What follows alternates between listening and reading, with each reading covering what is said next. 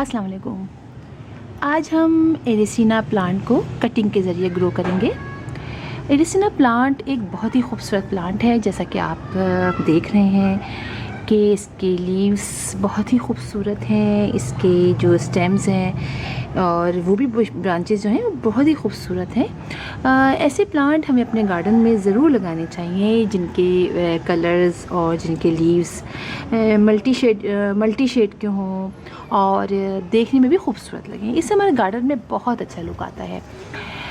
इस प्लांट को बहुत सारे नामों से याद करते हैं सब। अगर नर्सरी वगैरह में हम जाएं तो उसको लाल डंडी वाला प्लांट वो कहते हैं।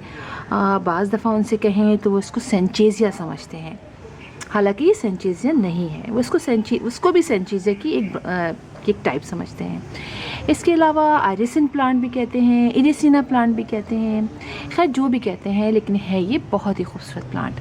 और मैं आज इसको कटिंग के ज़रिए ग्रो करूँगी, इसलिए कि को मैं दिखाऊँ कि मेरा ये प्लांट काफ़ी बड़ा हो गया है। इस पर मैं एक वीडियो अपलोड कर चुकी हूँ। अगर इसको बारे में मज़ीद आपको मालूमात और लेनी है तो आप उसमें से वीडियो मेरी देख सकते हैं। अच्छा, ये प्लांट एक समझिए इंडोर प्लांट है और इसको यानी आप समझिए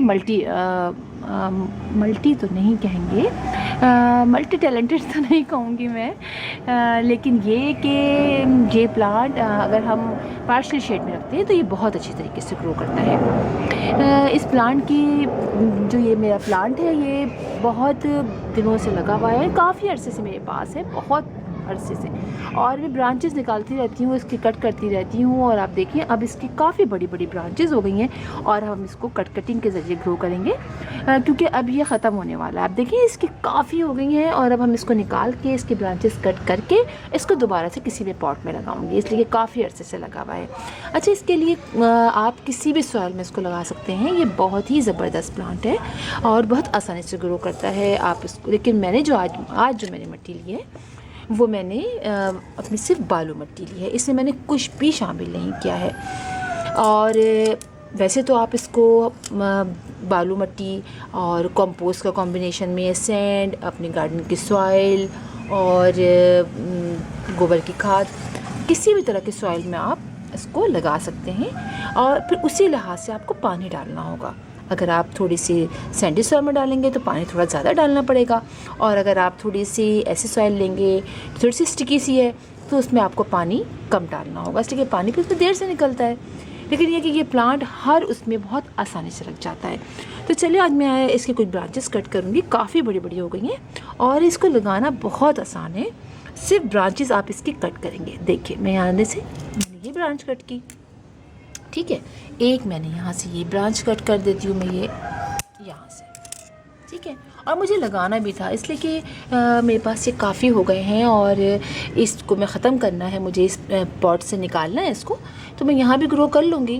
और देखिए कुछ भी नहीं किया, मैंने ये लिया और मेरी बहुत ही मतलब इसमें सॉफ्ट सॉइल है, बालू मिट्टी है, इसमें मैंने कुछ नहीं करना, सिर्फ मैंने इसको 1 से 1.5 इंच अंदर दबा दिया है और इसको मैं सिर्फ हल्का हल्का सा इसको ऐसे इसके ऊपर ऐसे कर लूँ, इसको ऐसे करें ताकि एयर पॉकेट ना रहे इसके अंदर। और इसी तरह दूसरी भी है, आप चाहें तो इसके नीचे से लीव्स निकाल सकते हैं और नहीं भी निकालें इसलिए कि नीचे से जगह खाली है, लीव्स खुद भी झड़ जाते हैं। अच्छा, ये जो मैं ब्रांच लगा रही हूँ ना, ये कई तरह से ग्रो करेगी, इसके बारे में मैं आपको बता चुकी हूँ कि ब्रांचेस जो है हम कटिंग लगाते हैं वो कई तरह से ग्रो करती है। इसमें भी अक्सर ऐसा होता है, एक कुछ ब्रांच तो फ़ौरन लग जाती है, लेकिन कुछ जो है और पूरी ब्रांच जो पत्ते झड़ जाते हैं, सूखने से लगती है, उसके बाद साइड से इसकी कोई ना कोई ब्रांच निकल आती है और फिर ये ब्रांच पौधा हमारा लग जाता है। तो इसकी 1-2 ब्रांच और हम कट कर लेते हैं, ये ऊपर वाली कट कर लेते हैं, काफ़ी बड़ी बड़ी हो गई हैं। तो ये मैं कहाँ से कट कर,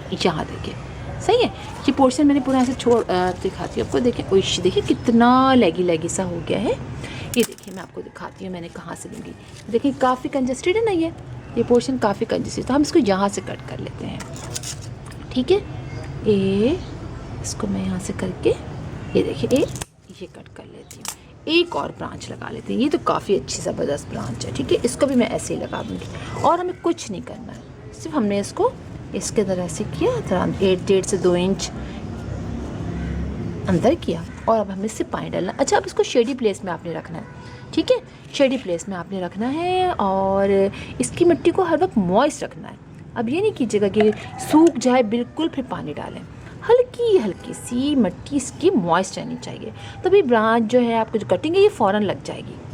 और सीज़न भी बहुत अच्छा चल रहा है, तो इसमें चूँकि रेनी सीज़न है तो इसमें बस ये देखिए अब ये लगा दी। अब मैं इसको शेडी प्लेस में रख दूँगी और फिर आप देखिएगा ये थोड़ी सी दिनों में आप अगर इससे लगाना चाहे लगाएं।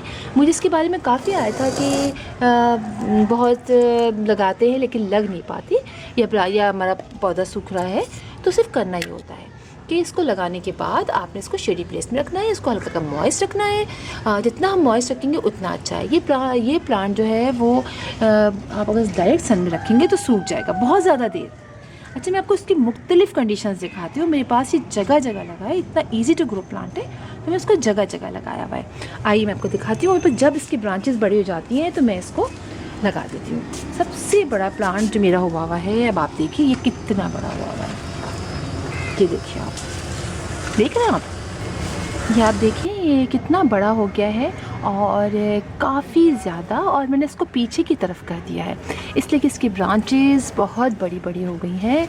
और देखिए मैं आपको दिखाती हूँ, इससे तो मनी प्लांट के साथ ये देखिए, ये देख रहे हैं आप कितना बड़ा हो गया। तो मैं इसको पीछे ही रख कर देती हूँ इसलिए कि आगे की तरफ ये काफ़ी गिरने लगता है।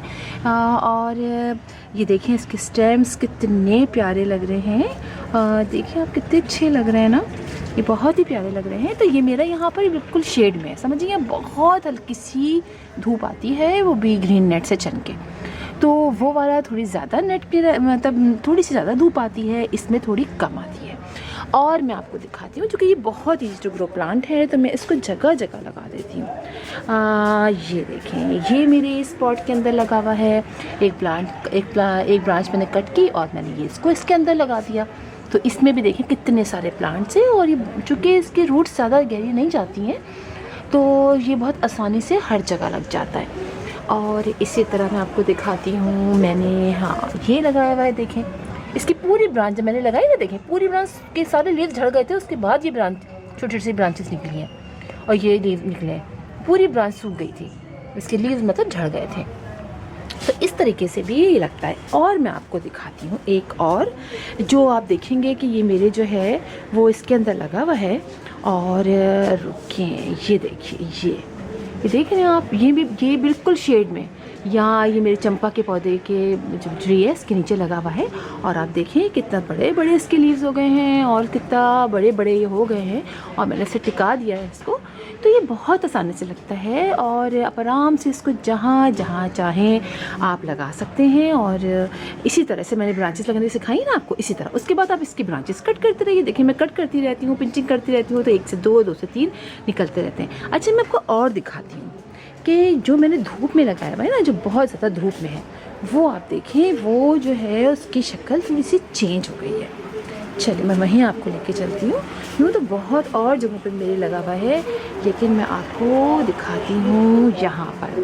ये देखिए, ये जो है ना ये मेरी बहुत देर धूप में रहता है। अच्छा, मॉर्निंग की यहाँ पर सनलाइट नहीं आती है, यहाँ पर थोड़ी 12 बजे के बाद आती है, 11 बजे तक आती है, 11 से 3 बजे तक यहाँ पर रहती है। और अब आप देख सकते हैं कि ये थोड़ा सा चेंज है, इसके लीव्स थोड़े येलो ज़्यादा हो गए हैं और काफ़ी बड़े बड़े से भी हो गए हैं, लेकिन येलो ज़्यादा हो गए हैं। तो इस तरह से आप इसको लगा सकते हैं धूप में भी, मतलब ये चल जाता है, लेकिन बर्दाश्त तो कर रहा है। मुझे यही हैरानी हो रही है, वरना ये मॉर्निंग की धूप में बहुत अच्छा रहता है, सनलाइट में।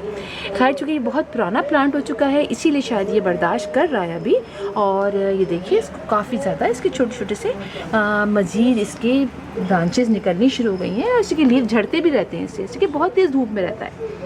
तो इस तरह आप इसको लगाइए तो हर जगह आप इसको रख सकते हैं, लेकिन बहुत ज़्यादा देर धूप में आप ना ही रखें तो बेहतर है। तो फिर इंशाल्लाह आपसे मुलाकात होगी किसी और टॉपिक पे, इंशाल्लाह। अल्लाह हाफिज़।